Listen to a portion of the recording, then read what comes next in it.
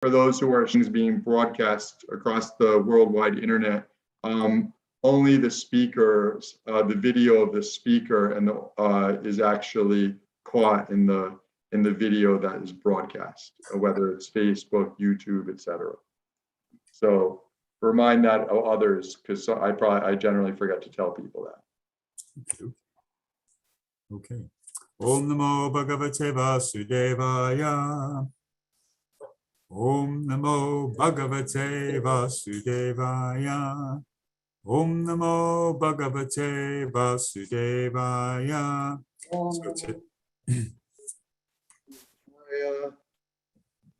Okay, so we're reading from the Bhagavad-gita. Refresh my memory. Do we chant responsibly in this class, or do I just chant it?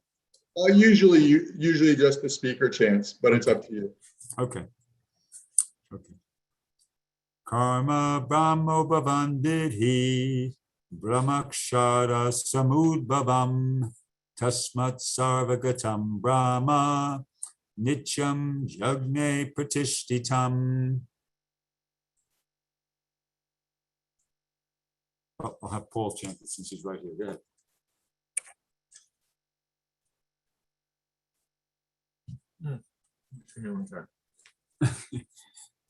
Okay, good.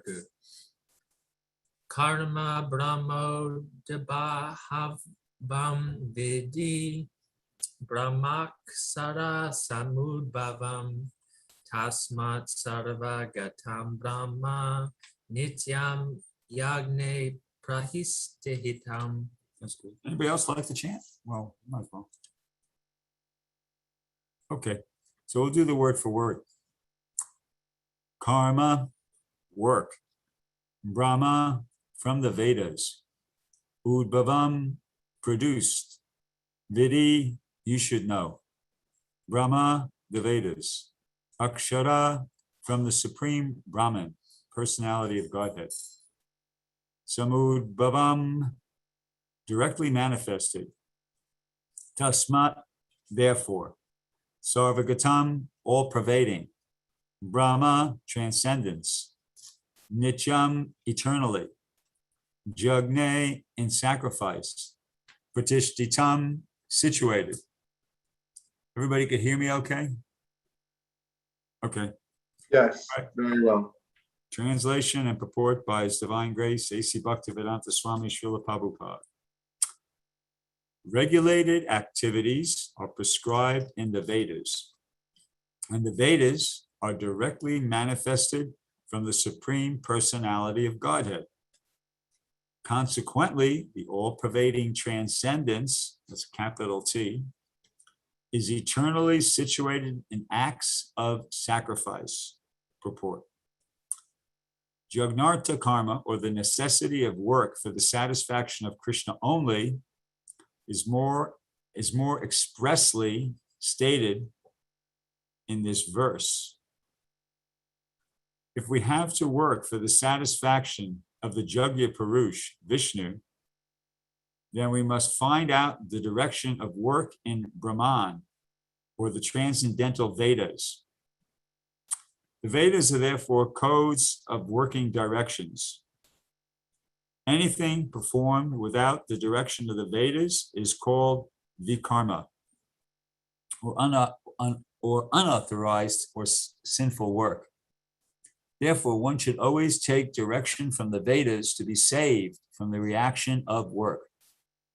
As one has to work in ordinary life by the direction of the state, one similarly has to work under the direction of the supreme state of the Lord. Such directions in the Vedas are directly manifested from the breathing of the Supreme Personality of Godhead. It is said, Asya Mahato Bhutashya Nisbastitam Etad Yad Rigvedo Yajurveda Samavedo Tatarvangirasa. The four Vedas, namely the Rig Veda, Yajurveda, Samaveda, and Atharva Veda, are all emanations from the breathing of the great personality of Godhead. That's from the Brihad Aranyaka Upanishad, 4.5.11. The Lord, being omnipotent, can speak by breathing air. For as it is confirmed in the Brahma Samhita, the Lord has the omnipotence to perform through each of his senses the action of all other senses. So just, okay. In other words, the Lord can speak through his breathing. He can impregnate by his eyes. In fact, it is said that he glanced over material nature and thus fathered all living entities. After creating or impregnating the conditioned souls into the womb of material nature, he gave his directions in the Vedic wisdom as to how such conditioned souls can return home back to Godhead. We should always remember that the conditioned souls in the material nature are all eager for material enjoyment. But the Vedic directions are so made that one can satisfy one's perverted desires, then return to Godhead, having finished his so-called enjoyment. It is a chance for the conditioned souls to attain liberation. Therefore, the conditioned souls must try to follow the process of jagya by becoming Krishna conscious. Even those who have not followed the Vedic injunctions may adopt the principles of Krishna consciousness, and that will take the place of performance of Vedic jagyas or karmas. Om Ganatamananda Shajananjana Shalakaya Chakshum Militamyena Tasmai Shri Gurave Namaha Sri Chaitanya Manobishtam Stapitam Yena Bhutale Swayam Rupa Kadamayam Dadati Swaptanapikam. So we're going to work right through this translation and purport, line by line, word by word, and then we'll. And as we're doing that, I'll say something, and then I'll say something in addition to that after we finish. Okay, regulated activities are prescribed in the Vedas. So I looked up the dictionary definition of the word regulated. And sometimes when you do that, you get further insight into the meaning of the verse. To regulate means to control the rate of speed of a machine or process so that it operates properly. So regulated activities in relation to human beings, it's prescribed. They're activities that the human beings are meant to perform. And if they do those activities, then they're behaving properly. Right? So they're prescribed in the Vedas, what human beings are supposed to do in order to be behaving properly. And it says that these Vedas are directly manifested from the Supreme Personality of Godhead. And in the purport, we heard about the unusual and way that which they are manifested. Krishna breathes them. It says, the Lord, being omnipotent, can speak by breathing air, as it is confirmed in the Brahma Samhita. So in other words, Prabhupada is not suggesting that as a hypothetical, I don't think that's a hypothetical situation he's presenting here. That's how it happened. Krishna breathes the Vedas. That's how they're directly manifested from the Supreme Personality of Godhead. It says and then in the next sentence he says he's omnipotent. He can speak by breathing air. In other words, the Lord can speak through his breathing. So clearly that's how it was done. He spoke by breathing. And then he goes on to give another example of how he can impregnate by his eyes. And we'll get to that. Okay, so consequently, the all-pervading transcendence. Now that kind of sounds like pretty technical, but it's referring to Krishna because as I said, as I was reading the translation, that's a capital T. So that's referring to Krishna. The all-pervading transcendence, that's Krishna. And, there's three features that we learn from the Srimad Bhagavatam, first canto. I can't remember the exact verse, Brahmeti, Paramatmeti, Bhagavanichi Subjate. There's Krishna has different aspects. The absolute truth has different aspects. There's Brahman, there's Paramatma, and there's Bhagavan. And both Brahman and Paramatma are all-pervading. So consequently, all-pervading transcendence, Krishna, is eternally situated in acts of sacrifice. So that acts of sacrifice is referring back to those regulated activities. So this verse sounds a lot harder to understand than it really is. It's almost like Krishna's wearing his lawyer hat, attorney hat when he spoke this. Attorneys are very good at legalese, jargon. They're very good at maybe putting a simple thing very complicated. So this is actually a very simple point here, that what people are supposed to do, you learn from the Vedas. The Vedas are coming from Krishna. And the second sentence is basically just reiterating what the first sentence says. So therefore, Krishna, is eternally situated in acts of sacrifice. What Krishna wants us to do is perform these sacrifices. That's the essence of the regulated activities. The regulated activities that are prescribed are these sacrifices. Okay, going through the purport now. First point here, well, here's an interesting point I wanted to bring out. Prabhupada says here in the first sentence, Jagyar Tart Karma, or the necessity of work for the satisfaction of Krishna only, is more expressly stated in this verse. I found that interesting because, when I read it, my immediate inclination would be to change that to is more explicitly stated in this verse. Now you notice that it's saying expressly stated in this verse. So I don't know how everybody else feels about this, but when I see something like that, that says to me that if the editors, like such as exactly Jayadvaita Maharaj and Dravida, were as trigger happy as sometimes they're being accused of having been, they definitely would have changed that expressly to explicitly. But that's my opinion. But noticing that they didn't, I think that there was definitely I know both these people personally, and I think there was definitely like a genuine effort on their part to be faithful to presenting the Bhagavad-gita the way Prabhupada presented it and not making unnecessary changes. Because as I said, if they were interested in making unnecessary changes, they would have changed that to explicitly. Okay, but they didn't. So, and it goes on to say, if we have to work for the satisfaction of Jagya Purus Vishnu, then we must find out the direction of work in Brahman or the transcendental Vedas, which is just, plain and simple language. We have to find out a way to do it. How do you find out the direction of work in Brahman? I don't know. I thought about that one for quite a bit. I couldn't figure that out. But in other ways, you get information from the transcendental Vedas. And Prabhupada goes on to explain exactly what the Vedas are. They're the codes of working directions. Now here, this next sentence is interesting. Anything performed without the directions of the Vedas is called Vaikarma, or unauthorized sinful work.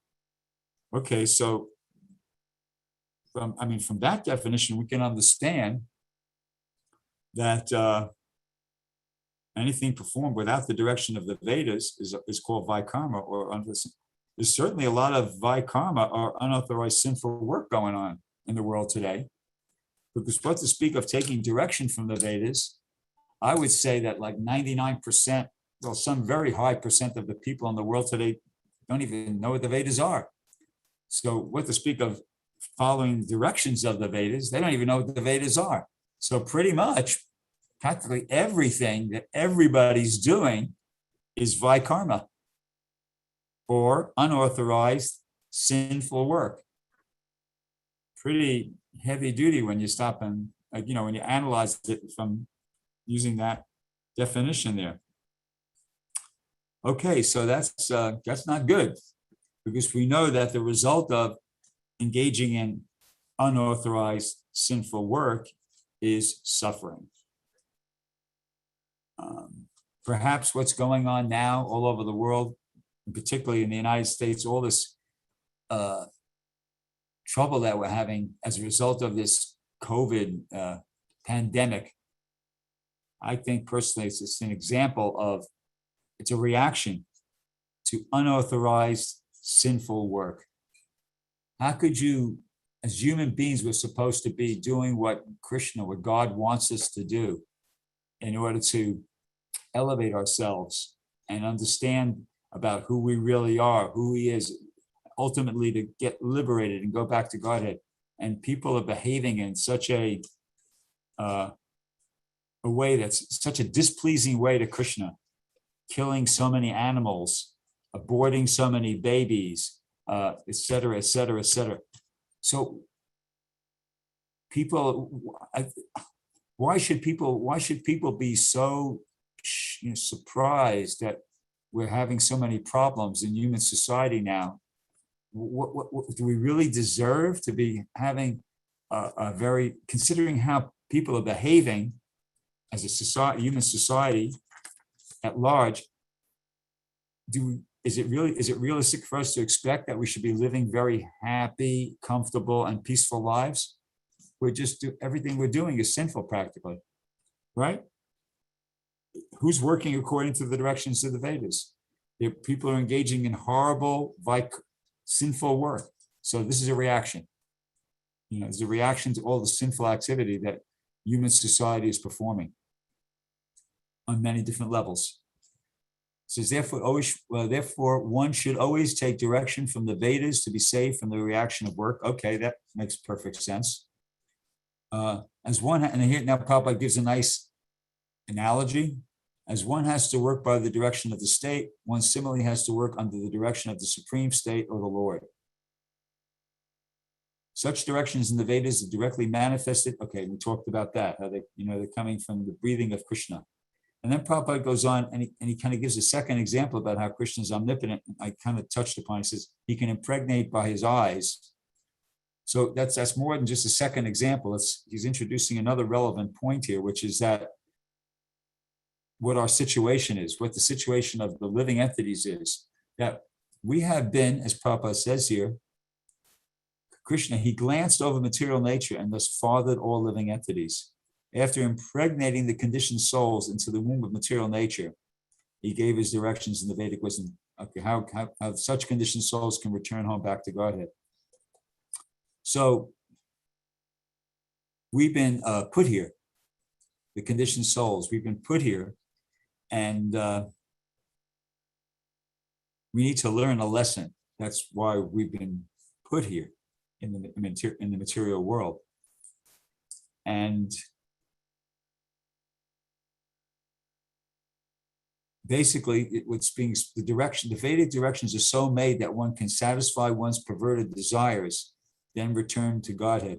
So I'm not going to elaborate upon that point, why we've been put it. We've talked about that previously. I'm sure you've heard many other people speak about that in other classes.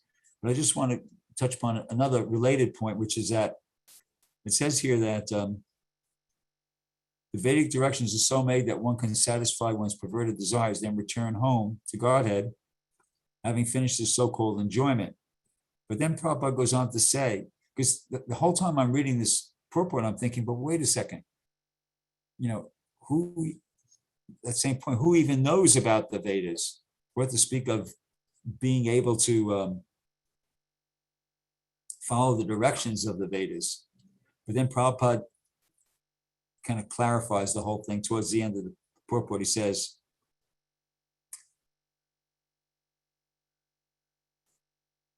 it is a chance for the conditioned souls to attain liberation. Therefore, the conditioned souls must try to follow the process of jagya by becoming Krishna conscious.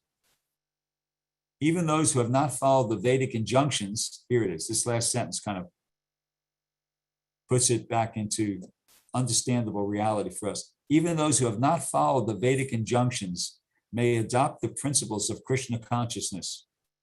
And that will take the place of performance of Vedic yagyas or karmas. That's the essence of it right there. That generally speaking, the program is for the conditioned souls to follow the directions of the Vedas.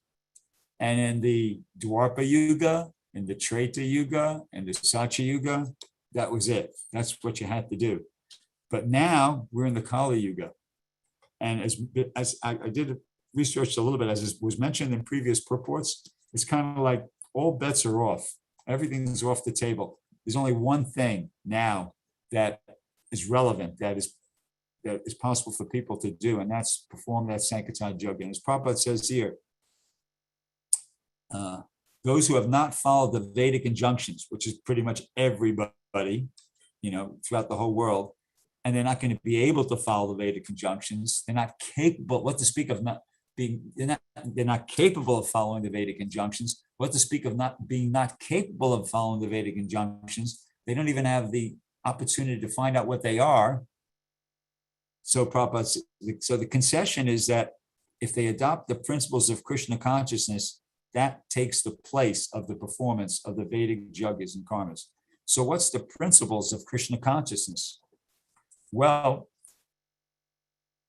the most important principle of Krishna consciousness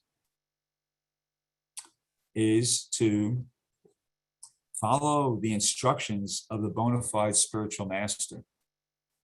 Now, remember earlier in the purport, Prabhupada gave that nice analogy about, said, as one has to work in ordinary life by the direction of the state, similarly, one has to work under the direction of the supreme state of the Lord. Okay, so I'm going to elaborate a little bit upon that analogy that Prabhupada gave. So a person has to work under the direction of the state. But what if the state is really messed up? Like what about if you have a situation where the state has just been finished being in a war or has just experienced a great disaster? Things are in a state of total disarray. Everything's kind of like, so still, you have to work according to the direction of the state. But there might be so many laws on the book, like here in, say, the United States, there might be so many laws in the book. But after a major disaster, a war or something like that, then the government might just declare, okay, look, what we're going to do now, because everything's such a mess. This person is we're sending out representatives of the government. And what they say, it's like martial law. What they say, that's the law. Just for the time being, we're going to suspend everything that's on the books, forget about it. It's not that it's not valid stuff, but we're in an emergency circumstance here. So law from this point onwards is you do what this person says. The government sends forward some people. So as I said, I'm elaborating on the analogy. So the same thing is true for today. The Vedas are perfect. They're emanating from Krishna, the Supreme Personality of Godhead, from his breathing. Totally perfect. But because of the present condition, people in the Kali Yuga, they're so spiritually degraded that they're not capable of following the directions of the Vedas. As I said, people don't even know what the Vedas are. So Krishna, who's the origin of the Vedas, he sent forward spiritually enlightened personalities, these acharyas, and just by doing what they say, you're performing yajna. It's just like in that analogy.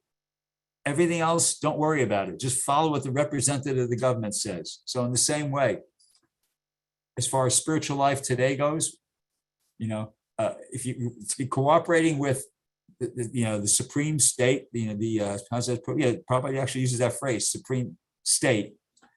You just follow the instructions of the bona fide authorized representative, the spiritual master. And that's performing yajna. Prabhupada, or the bona fide spiritual master, is the Sankirtan yajna personified. Right? Just by pleasing Prabhupada, you're following the directions of the Vedas. It's that simple. Whatever pleases Prabhupada, whatever pleases the bona fide spiritual master, that's yajna. And sometimes, and just to try to illustrate how this point supersedes all other points, I'll give a couple examples. There's a godbrother of mine, probably you've all heard his name, Shrutakirti. He was Prabhupada's servant for maybe 13 months or something like that, some prolonged period of time. And so one day, he was here in Los Angeles, he went down for Mangalarti. And Prabhupada, when he came back up, Prabhupada asked him, where were you? And he said, oh, Prabhupada, I went for Mangalarti, which is, somebody might think, well, that's good. And devotees are supposed to go to Mangalarti. That's the general instruction. But Prabhupada said, no, for you, that's Maya. I don't remember the exact words what Prabhupada said, but Prabhupada made the point that for Shrutakirti, his duty was to just be there with Prabhupada 24/7 and make sure Prabhupada had everything he needed, et cetera, et cetera. That was his service. For him, going to Mangalarti was Maya. That was one example. Then another example of that was like another anecdote I heard, Hamsadud, I believe it was, I heard it related. He was with Prabhupada in India, And it was the situation, I can't remember the exact, I think it was Kumbh Mela or something like that. So, Prabhupada had him doing so many different things that he wasn't able to chant his rounds. He wasn't able to read. Maybe it was with the construction of the Mumbai temple. I can't remember. But same thing, the devotee pointed out to Prabhupada, I'm not able to chant my rounds. I'm not able to read. I'm not able to think of Krishna. And Prabhupada said, it's okay. You just do what I'm telling you to do. And that's your Krishna consciousness. See? So the direction of the spiritual master, following the direction of the spiritual master, so pleasing the spiritual master by doing whatever it is that he wants you to do, that is the highest principle. That supersedes, that is Jagya. That is following the directions of the Vedas. That's a very important point. And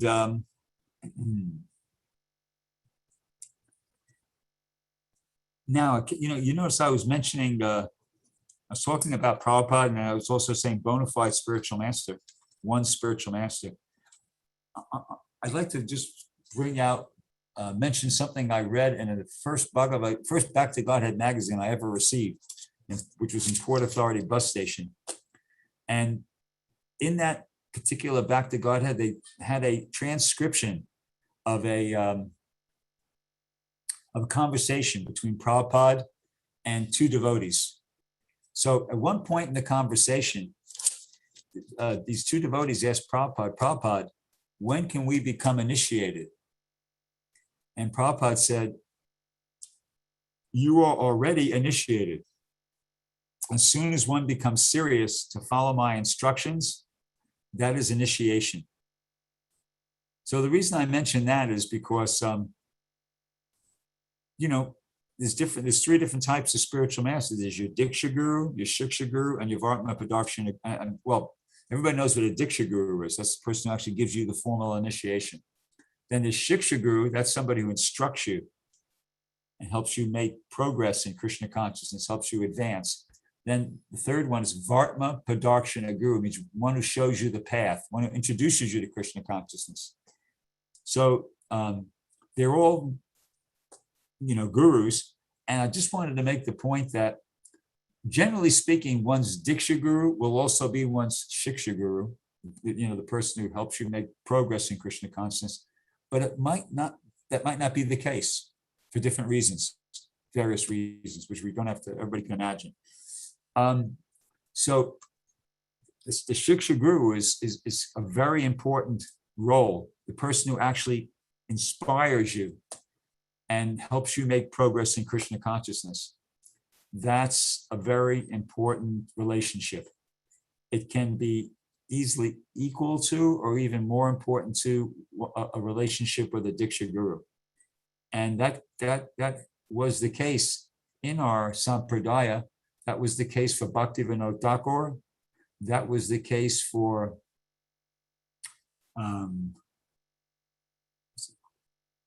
I don't remember who else. There's another very prominent example of somebody whose Shiksha Guru was more, played a more significant role in their spiritual life than their Diksha Guru. Certainly Bhaktivinoda Thakur is one example. And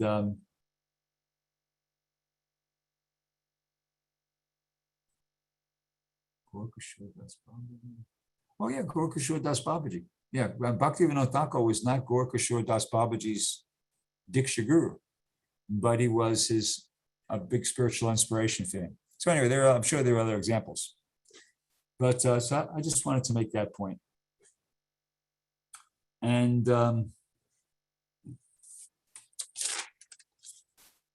so it's making that connection, coming in contact with the bona fide spiritual master, somebody who's genuinely advanced in Krishna consciousness and can help you to advance in Krishna consciousness. That's a very crucial and critical turning point in one's life. There's a very nice verse from, I'm not sure where it's from, but it goes, Brahmanda Brahmite Konabhagyavan Jeev, Guru Krishna Prasade by Bhakti Lila Beach, that after wandering throughout the universe, the living entity that's fortunate, by the mercy of Krishna, he comes in contact with a bona fide spiritual master. And then by the mercy of the spiritual master, in other words, by developing that relationship with the spiritual master, which means following his directions, trying to please him, then one gets Krishna. By the mercy of the spiritual master, one gets Krishna. Every morning, those of us who go to Mangalarti, we sing that song and by Vishnu Chakravarti Thakur, Shri Guru Vastikan. The last stanza, of course, is Yasya Prashadad Bhagavat Prashado, Yasya Prashadan Nagativ Katopi. That by the mercy of the spiritual master, one receives the mercy of the blessings of Krishna. Without the grace of the spiritual master, no one can make any advancement. The literal translation is one's whereabouts as far as spiritual life goes is unknown. That's a super important point. Now, say somebody is skeptical, okay? So I'm going to go off on a little bit of a tangent here. I'm going to try to provide a thought experiment, which to me illustrates, hopefully illustrates that even a skeptical person, if he's guided, is prepared to have an open mind, can come to the conclusion that Krishna consciousness is something worth pursuing, placing provisional faith in and practicing. And it goes like this, okay? Okay, so say somebody hears from a bona fide spiritual master or gets a book and they hear, okay, Lord Chaitanya is the Supreme Personality of Godhead. And they're thinking, okay, I mean, sure, I could say I accept that, I believe that, but I don't have any experience of it. Well, or neither do I have any experience, that direct experience that Krishna is the Supreme Personality of Godhead. Actually, if I'm going to be honest, I don't even have any direct experience that God exists. So I don't know that. It's like, okay, I could say, sure, I accept that, I believe that, but is there any like actual experience? Well, for most people, no. There's no actual experience. It's just saying, it's just a question of making a decision. Yeah, I believe that, or I don't believe that. I'm going with that idea, or I'm not going to go with that idea. Okay, so let's leave that as it is for the moment. So what is it? What do we know? What do we know? Well, I asked myself this question this morning. I was standing on the roof of a parking lot, watching the sunrise, chanting my rounds, and said, what actually do I know? And the answer I came up with was, I know the world that I'm experiencing, I know the world, and I know me. And then I thought to myself, okay, that sounds accurate. I know by direct perception, I know the world around me, and I know me. And then I thought, okay, well, which is more real to me?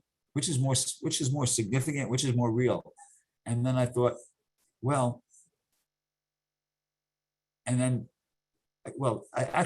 this idea popped in my head right at that time. I closed my eyes and I plugged my ears. You could do it. You can make the experiment yourselves while you're watching the class. Close your eyes and with your index finger, plug your ears up.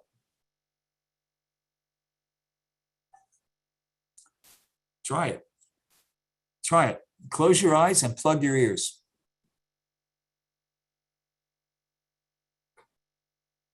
Okay, now, if your body works anything like mine, the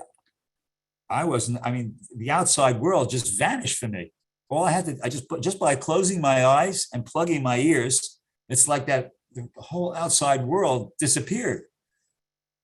Now, so now take it one step further. Imagine somebody's blind and they're deaf. So for that person, what's more real? The outside world or the inside world? The answer, between making that experiment and hearing that example, I think the answer becomes obvious. The inside world is more important. It's more real. Because a person who's blind and deaf doesn't really experience. He has to learn about the outside world from other people. He doesn't directly experience it because he's, as I said, he's blind and he's deaf. But to speak as if he can't taste anything as well, then he really doesn't experience the outside world. Okay, so then leaves us with the inside world. So inside world means what? Inside world means our thoughts and our awareness of our body. You know, when I go like that, the outside world, as I said, just really kind of goes away. I'm amazed to the degree it just seems to disappear and vanish and go away. But still, my thoughts are there, and I'm aware of my body. I'm aware if I'm, tired or not, hungry or okay, if I have to go to the bathroom, or if I have an ache in my knee or something like that. All the feelings and sensations of your body, you're aware of those, and your thoughts. So of those two, of the body and the mind, which is more real? Well, I thought about that and I said, well, somebody could argue that, well, and a materialistic person would argue they're both equally real and both equally unreal. They're both equally real, is that we experience them both, but they're both equally unreal in that they're both temporary. The body's temporary. Nobody will argue that the body existed before we were born, and nobody will argue that the body exists after we die. It's the same thing. This is a materialistic person. So the same thing with the mind. Nobody will argue that the mind existed before we were born, and nobody will argue that the mind exists after we die. But as I said, that's a materialistic person, because the fact of the matter is that there is, if you reflect, there is empiric evidence. There is empiric evidence that supports that the mind possibly exists before we're born and continues, or awareness. Let's use the word awareness. That awareness exists, awareness of personal existence. Awareness of personal existence exists before the body is born and continues even after the body is finished, is destroyed. As I said, there's empiric evidence to support that. That comes in the forms of children who remember their past lives and near-death out-of-body experiences. So I would say, based on that, reflecting and the combination of reflection and the empiric evidence, which, by the way, has been something studied by scientists, not just quacks or, people with a lot of academic credentials now for 50 plus years. So it's not some wacky thing. It's something, it's not mainstream science, but it's definitely beyond being some wacky thing. There's a lot of scientific study that's gone on about children who remember their past lives and near-death out-of-body experiences. So I would say, if I have to choose between what's more real, the gross physical body or the awareness of it, I'd say the awareness, because there seems to be evidence that awareness of personal existence is possibly irreducible, whereas the body isn't. Irreducible means that you can't break it down further. There's no, it's there. It's a constant. It's there before the body began. It continues after the body's finished, like that. Whereas we know that's not the case with the body. The body's not permanent, it's temporary. But this awareness of our personal existence may be permanent. It may be a permanent thing, a permanent feature of reality. Okay, well, now, is there a way that we could learn more about it? In other words, okay, so, I mean, even Descartes went that far. Rene Descartes, his most famous quote is, I think, therefore I am.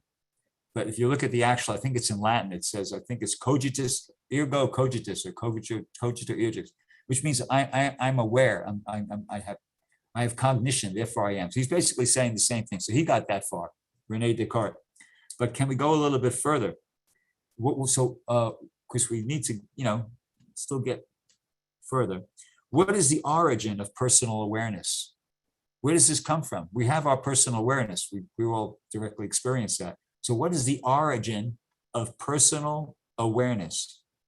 Is there any evidence, empiric evidence, that can kind of give us some insight into that? Well, be honest with you, actually there is. And I mentioned those two categories: children remember their past lives and near-death out-of-body experiences. So this is getting a little, I mean, I don't say it's far out. It's just, it's not like, it's not mainstream science, but for those people who have studied about this, it makes sense. By the way, near-death experiences, they've been being reported for like, not just, I mean, they've been studied seriously for the last 50 or so years, but they've been reported throughout history. People having, out-of-body experiences. And there's different phases or stages to an out-of-body experience. I didn't explicitly state it, but what I was referring to when I gave it as an example previously was what's called the autoscopic stage of a near-death experience, which is that the person is considered biologically dead. There's no heartbeat, there's no respiration, no brain waves. So biologically they're dead, but after coming back to consciousness, awareness, they report having been outside, at a point outside their body, say 10 feet above their bodies, looking down, seeing their body, and being aware of what was being done to their body, what was being said in the room at the time, or other places. In other words, they present information that's verifiable about at a time when they shouldn't have been experiencing anything. So that's stage one of the near-death experience, called the autoscopic stage. Then the next thing that happens, a lot of people just come back in their body, just they experience that, and then the next thing they know, they're back in their body. But for some people, it goes further. The next thing that happens is the person feels themselves being pulled up into a dark tunnel. And it's very kind of unnerving and frightening. But then shortly after, initially it starts, and then shortly after that, they notice it's like a pinhole of light at the end of the tunnel. Maybe that's where that expression came from. There's light at the end of the tunnel. And they're being pulled up towards the light. And as they get pulled up towards the light, that light seems to expand, the pinhole expands into a bigger area. And finally, they just enter into like another realm altogether. And they describe, and this is not just one person, this is like hundreds of people describing having experiences. They describe meeting beings of light who act as guides for them. They might remember as deceased relatives, friends, relatives, sometimes historically prominent people, etc. And they also just report having experiencing, basically coming in contact with a being that enables them to feel experience universal knowledge. They feel like some sort of an experience of enlightenment, and also a feeling of receiving unconditional love.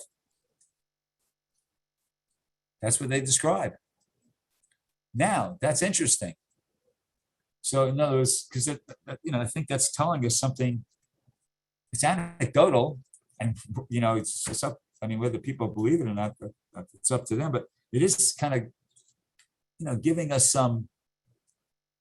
It's getting closer to sounding like Krishna consciousness. You have like permanent awareness of personal existence. These people, anyway, who are reporting that they're describing that they come in contact with like a supreme being, and they feel unconditional love and universal experience, a type of enlightenment, universal knowledge. Now, what happens next? Well, what happens next is how we know about these things. They come back. They come back in their body, and they remember the experience. And in many cases, in most cases, it's said that it was a very transformative experience that had tremendous impact on their life. They become much less materialistic.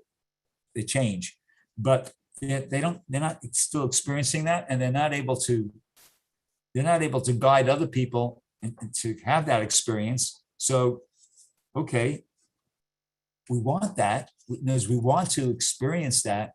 We want to experience what they're talking about, that unconditional love and that experience of enlightenment, universal knowledge. So if we can't learn about it from them, and I don't think we can, because they can remember it, but they can't experience it themselves. They're no longer having that experience. What to speak of, are they able to impart that experience to other people? They're not able to. They're just able to tell us what they remember they're experiencing. So is there anywhere we can turn to get information about how to have a permanently spiritual experience a supreme being, and experience the unconditional love emanating from that supreme being, experience a state of enlightenment, eternal universal knowledge, eternally? Is there anywhere we can get information about how to attain that? Yeah. Prabhupada's books, right? I mean, really, that's what Krishna consciousness, that's what we're giving people. It's all right there. The Vedic, that information is there. It's available in the Brahma Madhva Gaudiya Vaishnav Sampradaya, which is coming to us in this particular day and age as Prabhupada's books. That's what it's right there. If people, if they're willing to accept the books, read the books, and give it the benefit of the doubt, meaning put what you're reading in the books into practice in your life. The promise is that, the claim is on the behalf of the Brahma Madhva Gaudiya Sampradaya that this is the absolute truth. That's the claim. That's what's being presented in Prabhupada's books is the absolute truth. And what's also implicitly being claimed, it's not explicitly stated, but it's implicitly claimed, it's something to this, a statement, something to this effect, that you don't have to take my word for it. It's like Vyasadeva is saying, Krishna is saying, hey, this is the absolute truth, but you don't have to take my word for it. Do like this. Just do like this. Start living like this. Follow the bona fide spiritual master. Practically speaking, do what he says. Follow his instructions. Start engage in devotional service. Chant Hare Krishna.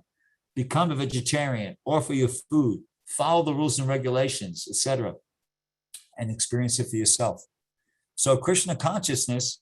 So even if somebody, the reason I'm bringing this up is even if somebody's skeptical, I think at least if they go through these steps, if they're thoughtful, then they can come to this conclusion. If they're thoughtful and they're a little, open-minded and aware of these these different things I mentioned, examples I gave, the types of empiric evidence that's available that helps and supports these ideas, then they can come to the conclusion that, yeah, I should try Krishna consciousness.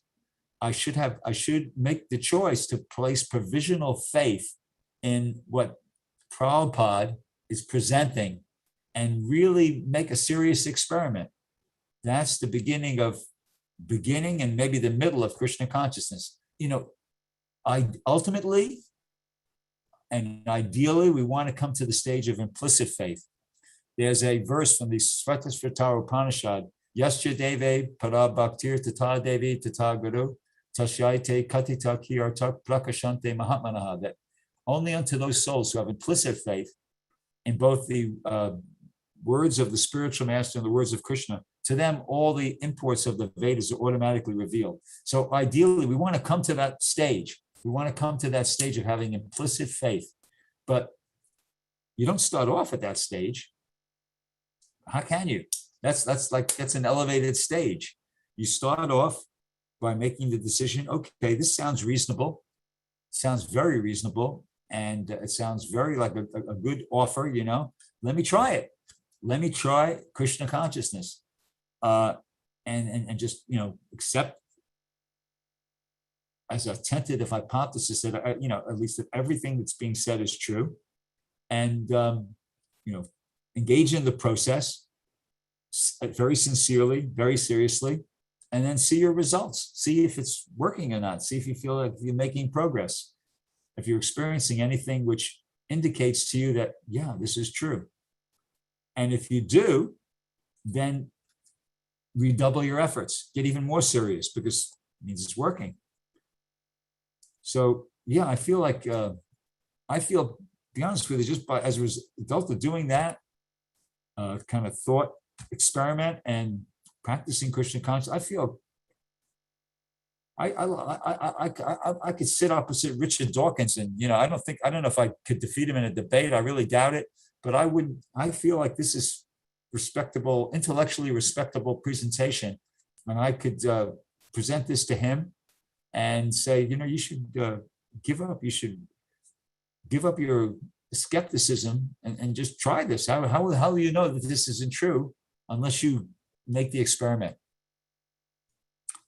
It has a lot more to offer than a worldview which says that everything has come about as a result of random chance. There's no purpose to life. There's no meaning to life. There's no justice in life.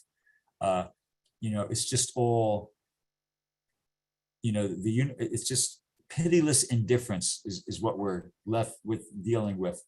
No, we say, no, there is this world, as Prabhupada mentioned, the Prabhupada was created. It's created by a supreme being, and there's a plan behind it. There is a purpose. There is meaning. There is justice, and there's not at bottom, there's underlying everything, pitiless indifference, which is like something. It's actually a statement that Richard Dawkins made in one of his books. At the bottom, there's just pitiless indifference. No. There's actually the opposite. There's this concerned compassion. There's a supreme being that is very compassionately concerned about each and every one of his part and parcels, desiring to reclaim them and bring them back to the spiritual world. In one purport in the 8th canto, Prabhupada says, only Krishna can deliver us from this material existence. Indeed, he is always trying to do so. He's not at all inattentive. Even before we offer our prayers to him, he's constantly trying to deliver us. He's never lazy in this regard. Something like that. See, so Krishna is there. His only aim is to deliver us. Krishna's topmost priority, as far as the material world is concerned, is to reclaim the fallen conditioned souls. So it's the opposite of what Richard Dawkins is saying, that we're living in a universe of no plan. It's just no purpose, no meaning, no justice, just pitiless indifference. No. I mean, why would anybody want to accept a worldview that says that, unless you're like at absolutely zero hope or chance of something? No, that's not at all attractive. What does that offer? It offers one thing. It offers, because it means there's no absolutes. So you could do anything you damn well please, and there's not going to be there's no karma. There'll be nothing to pay. You don't have to pay for anything you've done, because there's nobody watching you. There's nobody responding to anything you're doing. So yeah, you have freedom, but I don't think that's not anywhere near as attractive or important as the opportunity to revive our eternal relationship with, the supreme, eternal, loving being, and go back to the spiritual world, exist in an atmosphere, eternally exist in an atmosphere of full knowledge and bliss, and a loving relationship with the supreme being Krishna. I mean, if it's like, nobody knows which one of those is, before you actually engage in the process of devotional service, you don't know which one of those is the correct worldview. Why would you want to select that, the Dawkins worldview, the atheistic worldview, as opposed to the theistic worldview? If you measure the benefit, the relative benefits, is far. Choosing a theistic, to pursue a theistic worldview, a theistic picture of reality, the benefits far outweigh the benefits of the atheistic worldview. Anyway, I'll stop there. I think pretty much everybody gets the gist of what I was trying to say. So does anybody have any questions or anybody have anything they'd like to throw in here? Have anybody have anything they'd like to throw in here?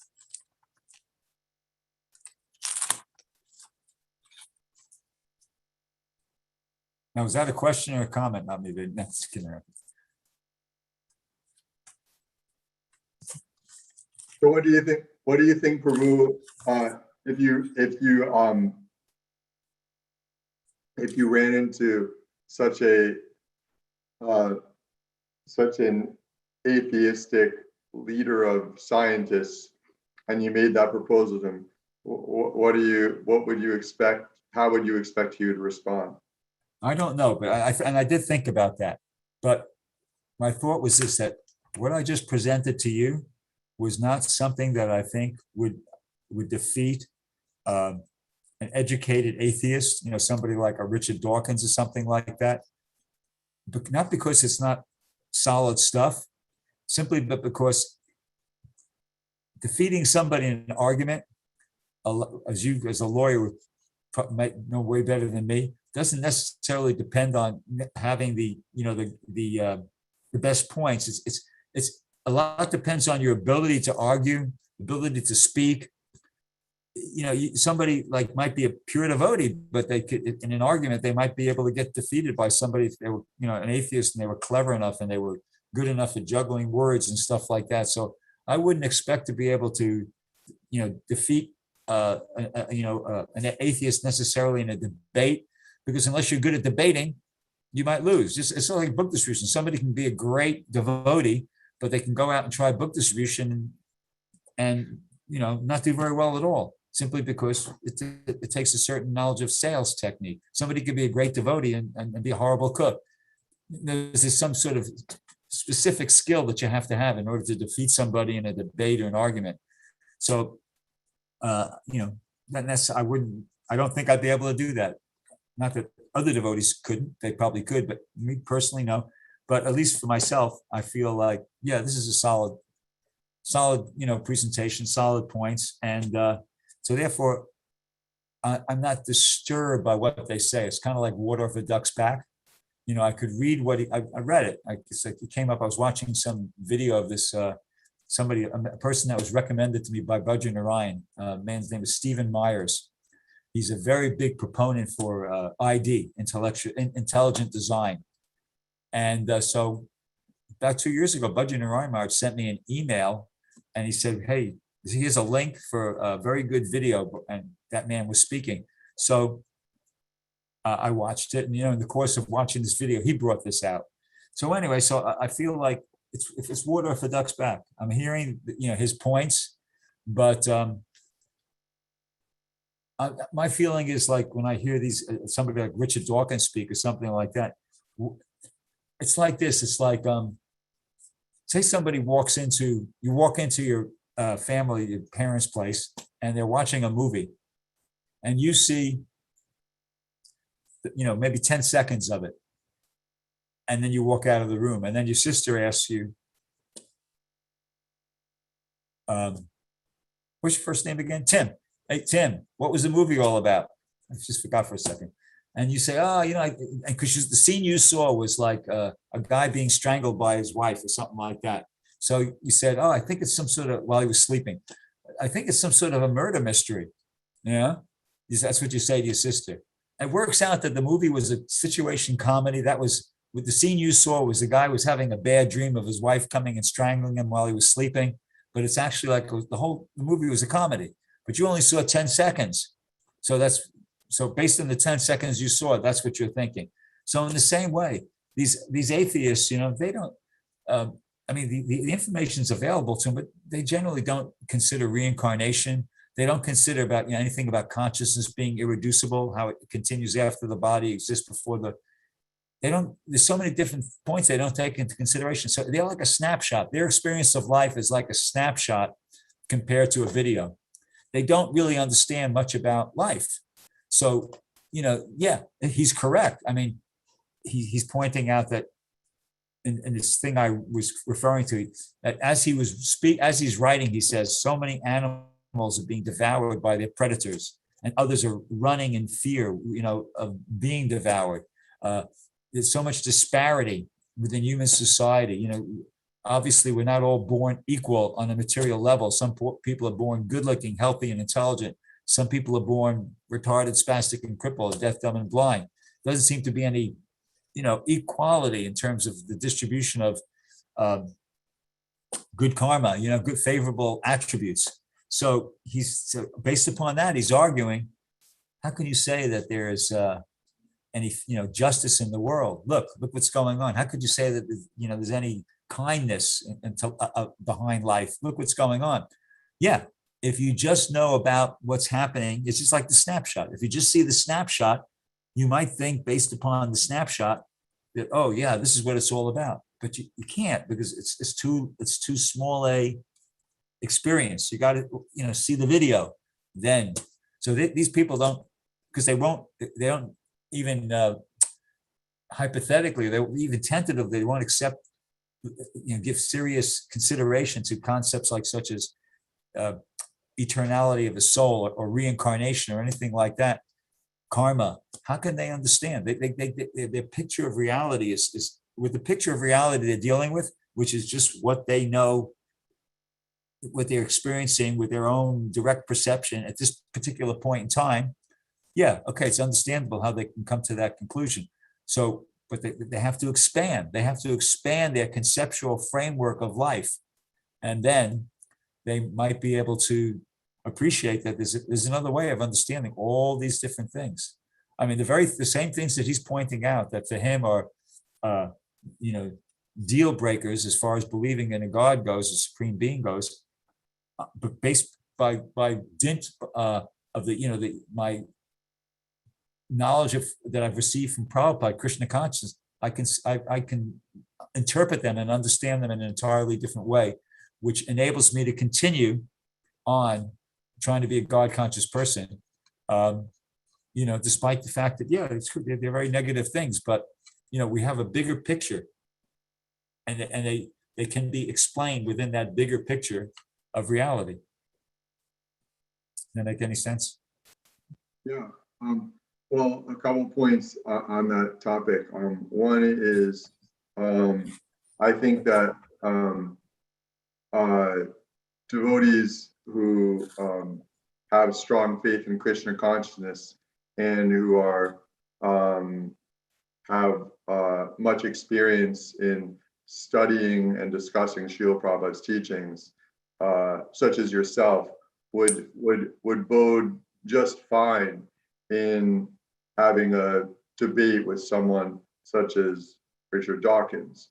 But I think without knowing him well, or being able to anticipate how he personally would react, I think in general, my sense is that the more astute and larger leaders of atheistic philosophy, no matter how well someone like you might debate with them, at one point when it would come time to a reasonable person with their level of understanding to recognize that you are right in that potentially the Vedic paradigm is potentially could be true and could provide them a roadmap to realization of a higher reality and happiness, they'll reject it.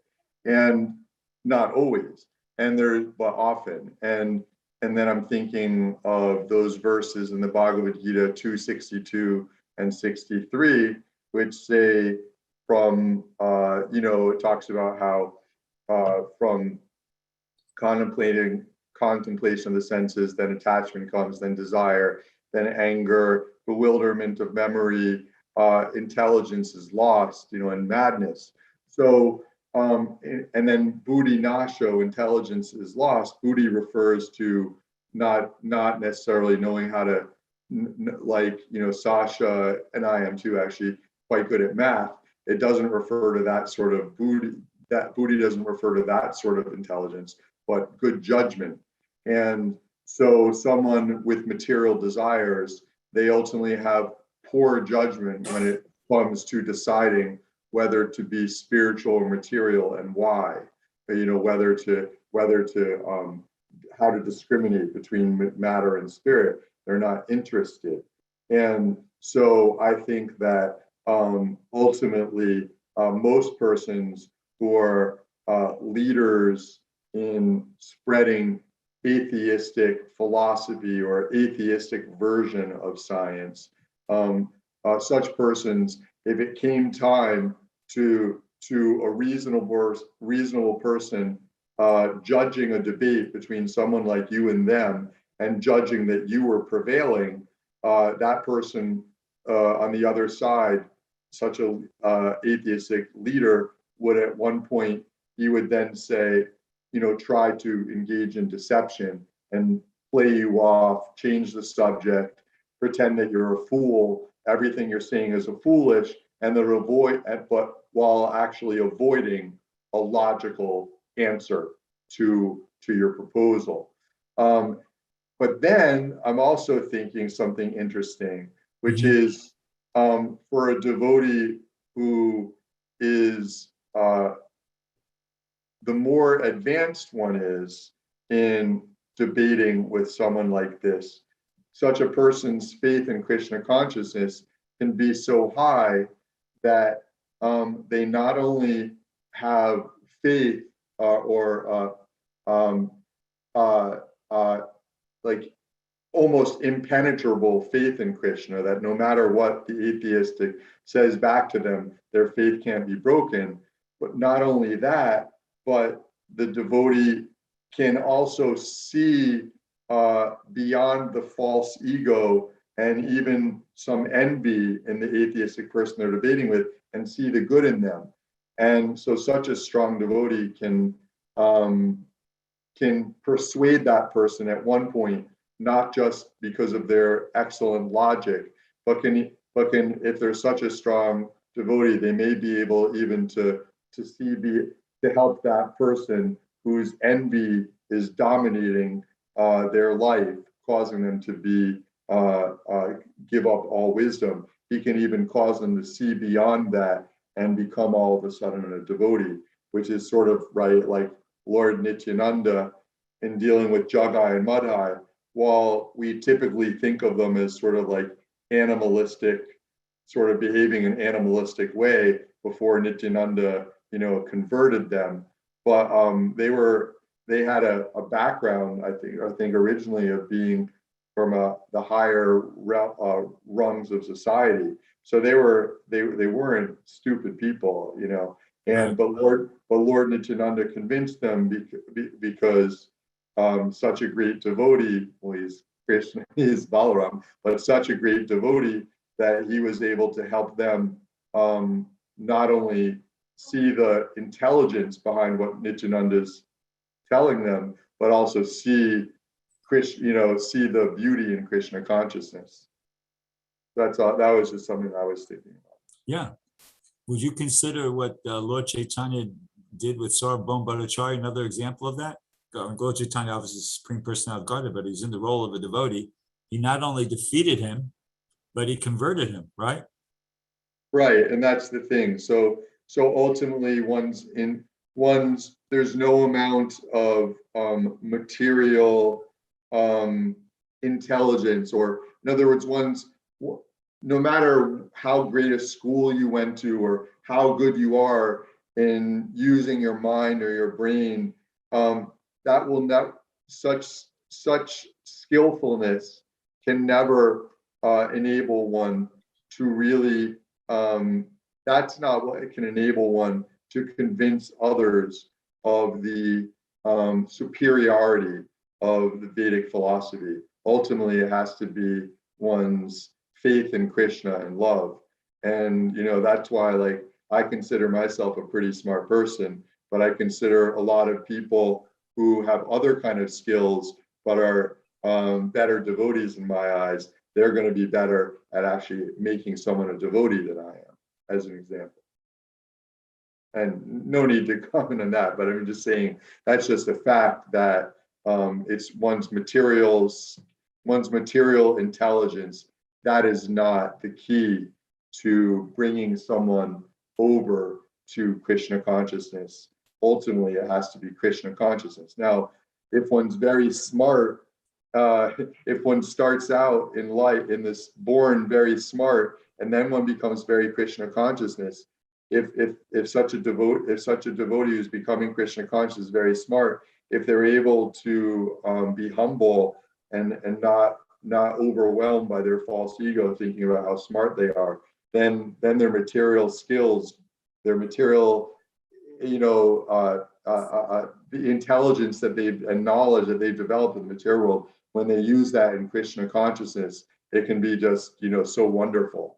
So what's that devotee's name? He used to be, before he got initiated, Ravi Gupta, and he's an Indian body from Idaho. What's his name now? Radhika Raman. Yeah, that's it. Yeah. That would be an example of that, right? Yeah, that's right. And that's sort of like right, like the skills that you have become like jewels that adorn the one's true nature, which is the Krishna consciousness, is the ultimate thing that makes it that makes one wonderful. But then if you have certain skills like physical opulences, or wealth is another opulence, or beauty or intelligence, these are like jewels that adorn the bhakti, the devotion. But without the devotion, these things, they come and go. There's always someone who's going to be smarter. There's always going to be someone who's wealthier. There's always going to be someone who's more beautiful, etc. So, but when you have Krishna consciousness and you're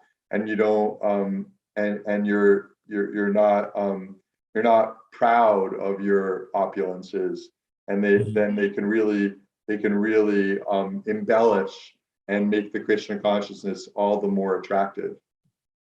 Yeah, here in Los Angeles, I can't remember what year it was, but Prabhupada gave a lecture, and it was right towards the end of the lecture. He was saying, so you Americans or you Westerners, you have you have so much opulence, but he said those opulences are like zeros, and each one is like a zero. And when you add 0 plus 0 plus 0 plus 0, then you get 0. But he said, but if you place a 1 before the 0 or zeros, then you have 10, 100, 1,000, like that. You see, so he made that same point. When you put Krishna in the picture, then those material opulences take on some real spiritual significance. Whereas when Krishna's not in the picture, it's just a bunch of zeros. You ever hear that lecture? Yes. Yeah, I'm talking about. Well, I've heard. I'm definitely familiar with that point. That's probably said. I can't recall if it's from that particular lecture or not, but I definitely heard Prabhupada say that. Absolutely. Okay. Anybody else have a question they'd like to ask or a comment they'd like to make? I don't know, if it's substantial, but how much direct experience one receives if Krishna is interested in bringing you to the spiritual realm. So, did you get a lot of direct experience that will, really have you committed to Prabhupada and to Bhakti? The sound quality wasn't the greatest, so I didn't get the question. I could hear your voice and I could hear the words, but didn't get enough so that I could actually. I'm not upset, but I'm very tired. I don't want to repeat the question. Can somebody help me out? What is the question? It's about direct experience. Does direct experience exist in your life? Susan, are you asking if Bhrgupati has had some spiritual? Because we can't really accept somebody as Srila Prabhupada, who was very observant and very Krishna consciousness, and we accept him completely. And how much direct experience was in your life is that really convince you that this is what needs to, what you understand? exactly. No. I Okay. don't know. I still didn't get the question, but I'll try to. I'll say something which maybe hopefully touches upon it. Like this morning, I got up at about 3:15. So I, took a shower, sat down, started to chant here in my apartment for about 45 minutes before Mangalarti. And I was just chanting. I was getting it done. I was getting my rounds done. Then I went over to Mangalarti, and as soon as I went into the temple and I got there just at the beginning, paid my obeisances, and I started chanting with the devotees in front of the deities and everything. And I was experiencing a higher taste. Nothing like super ecstatic, just kind of like, but definitely, I mean, I remember I was chanting, I was saying to myself, I just, like, okay, what's going on here, In other words, I knew what was going on. I was experiencing by Krishna's mercy, Prabhupada's mercy, I was getting a bit of a taste for chanting. So, yeah, it's, you don't have to become like a pure devotee before you get some feedback, before Krishna reciprocates with your efforts in bhakti yoga and gives you some experience to encourage you. He might not necessarily give you the whole thing right off the bat, but it'll give you something to go with. Like, I mean, as a result of experiencing that, it only lasted during the Mangalarti and the Tulsi Puja, and then about the first 5 minutes of chanting japa, and then it sort of went away. But, my memory is not that short. Now I can remind myself, because Krishna was kind enough to allow me that experience. So now I remind myself during those dry periods, don't, just keep going, keep the enthusiasm, keep the faith, keep going. You're just on a dry period now. Don't let that throw you. Just keep being enthusiastic, keep surrendering. It's all gonna, Krishna's gonna reciprocate. It's all gonna work out. So I don't know if that has anything to do with the question you asked, but every now and then Krishna gives you something to kind of like some direct experience in the form of at least in my case, it comes in the form of a taste for chanting. And I never know when it's going to happen. I mean, if I had to make a prediction, it seems to happen more on the mornings after days when I did Sankirtan the day before. Like when I went out the day before, which I happened to do yesterday, and I spent 4 hours in a parking lot approaching people trying to distribute Prabhupada's books. Then a lot of times the next morning when I go to the program and I'm actually in front of the deities, and I don't think it's a coincidence also that it happens when I'm in the temple room and not necessarily right at home chanting, because the temples are special. Prabhupada would say that living in a temple is like living in Vaikuntha. I mean, the deities are there, the devotees are there, so much, chanting and devotional services. It's a special place. So there's more spiritual potency in the temple. So I'm not surprised when I go to the temple and chant, in front of the deities with the devotees, that's when I experience that type of thing. So, but anyway, yeah, I experience it in the form of the chanting, but you never know. Ultimately, I never know when it's going to happen. I can't remember I don't think I mentioned this in a previous class. I'll just tell you about right at the beginning of the marathon, there was a devotee up from San Diego, Damodar Kumar is his name. He's Sankirtan leader down there. Maybe he's temple president. I'm not sure. But anyway, Comic-Con was in town. Comic-Con was like, everybody knows what that is, right? Comic-Con. So it was at the Staples Center. And we'd gone there in years past and we distributed books there. It was, it's a lot of people, but it's not a sweet crowd, but you could do something, We had a table. Anyway, so he wanted to go. I was going to give it a miss this year. I wasn't, because I never did that great there. But he wanted to go, and he could only stay like half a day. And I wanted to facilitate him. I'm supposed to be the Sankirtan leader, so I felt like, okay, he's a younger devotee. I should try to facilitate him, encourage him. So I said, okay, look, go down there. You go. I had somebody drive him down there. He set up the table, and the plan was I would go down later, about like 11 o'clock or something like that, distribute with him for a bit, and then he would leave at say 12, and I would take over. So I went down there and I got down there and he had the table set up, and I went and parked the car, and I was distributing, and it was horrible.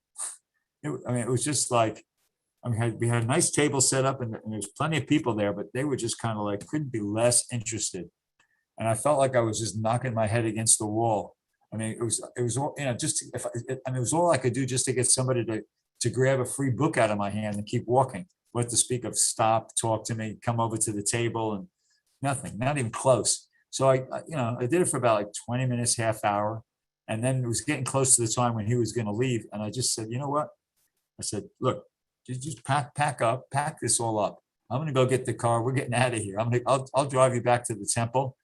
And, you could do what you have to do, and I'll figure out something else. So we did that. I went and got the car, he packed up, we left. And one part of me was kind of feeling bad because I hate to give up, like I felt like I gave up. And actually, probably in years past, I might have just pushed on because, being younger, having more energy, being stupider, I might have just pushed on. But this year, I thought, at least on that given morning, I said, no, I ain't doing it. I can't do it. I'm 70 now. I got limited amount of energy, mental, physical energy. I'm not going to use it on this crowd. So anyway, we left, and I was driving on the highway going back, and we just started chanting.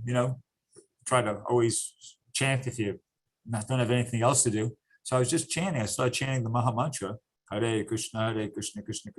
And just all of a sudden, I just like, whoa, Hare Krishna. Hare. It was like somebody plugged me into an electric socket or something like that. I just felt like a tremendous, I felt the energy, the Maha Mantra. It was like pleasure and potency. I can't think of another way to describe it. But it went on for about 3-4 minutes, and I was thinking to myself, "Whoa, what's going on here?" I mean, I wasn't looking a gift horse in the mouth. I didn't stop chanting. I kept chanting, but while I was chanting, I was thinking, "Wow, this is far out." And the only thing I could come up with was that Krishna was pleased that I gave up. That Krishna was going, "Good. You made the decision to work smarter, not harder. That's good. Good for you." As I said, Krishna's reciprocating with devotees. I kind of took that as a way in which Krishna was reciprocating with my overall decision to. And actually, when we got back there, I went out that day, and after I dropped him off, I went out to a parking lot, and I didn't do great, but I did something. I had a pretty, average plus day in the parking lot, and I really felt like I made the right decision. Because I was meeting people, interacting with them one-on-one. It felt very satisfying. They were taking books. I got some nice donations. I don't think I would have done 10% of that if I stayed there at that, Comic-Con thing. So anyway, I'm not sure exactly how that relates to anything, but Krishna reciprocates with the devotees. You don't have to wait to become a pure devotee before you experience something good. Yeah, it's a process. We just have to keep at it, and gradually Krishna will reveal. What's that verse? It's Akshri Krishna Namadi Nabaved Gurayam Indriye Sevan Mukhe Hijivaro Swayameva Sparate, that Krishna can't be understood by the blunt material senses. It's like Atmanivedana Prabhu was pointing out, nothing material. It's not material intelligence. Nothing material is going to enable us to understand Krishna. Krishna is only understood when he reveals himself. Krishna has to reveal himself, and according to that verse, the revelation begins with the tongue. Chanting, Prabhupada used to say, many occasions, Prabhupada used to say, devotional service begins with the tongue. The tongue has two functions. One is tasting, and the other is vibrating. So if you just make it a vow, take a vow that I'm only going to vibrate that which is in relation to Krishna, means chanting, preaching like that, and I'm only going to taste that which is first offered to Krishna. Prabhupada said, just by this small austerity, Krishna will be pleased and will reveal himself to you. So that's my understanding of how it works. Hope that kind of touched upon, even if it didn't answer your question, I hope it touched upon something that will be helpful. Thank you. Right. Anybody else have anything they'd like to contribute or anything? Alrighty. Well, 10 past is, or 9 past. Should we do a little kirtan and just finishes at 4:15, right? Usually around 4 Pacific. So this is good. Thanks a lot for your engaging us in the questions and answer discussions. Very interesting and helpful. Well, thank you. Your comment was I liked it a lot. It was great. Thank you. Thank you, Prabhu.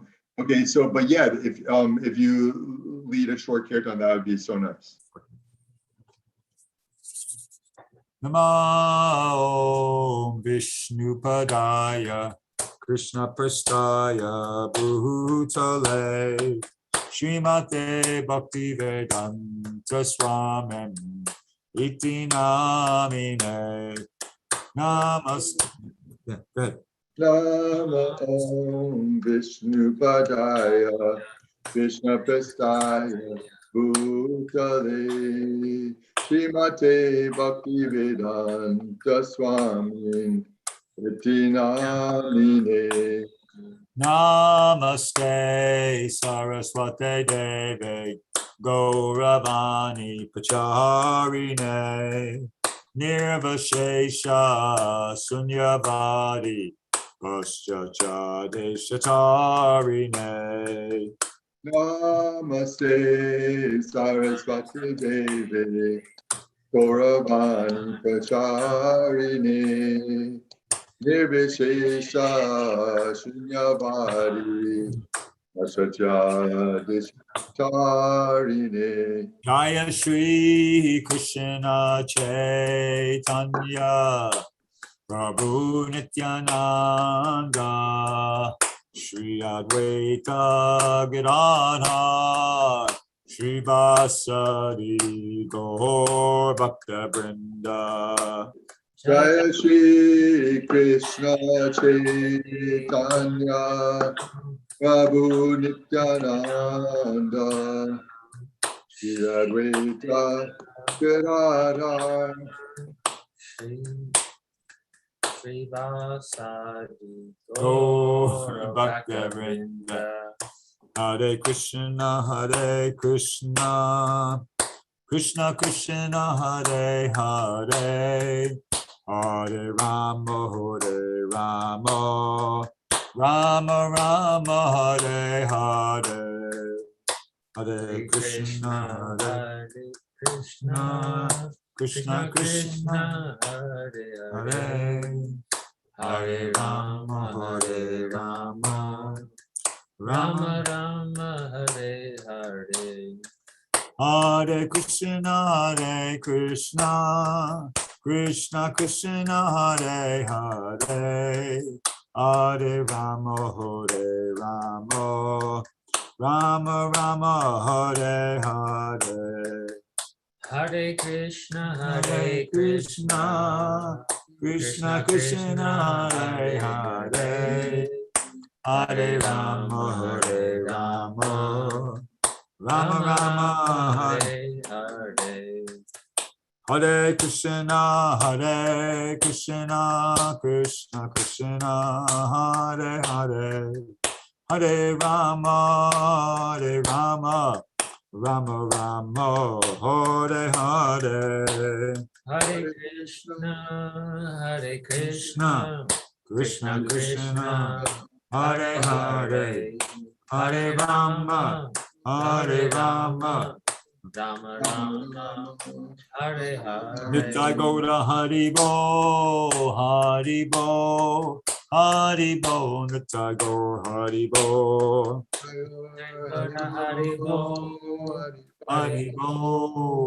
Haribo Nitai Gaura Haribo Gaur Premanandi Haribo. Hari Bo. If devotees like to unmute themselves now, you can, and then join me expressing appreciation to our guest speaker this evening, His Grace Bhrgupati. His Grace Bhrgupati Prabhu Ki Jai. Hari Bo. Hari Bo.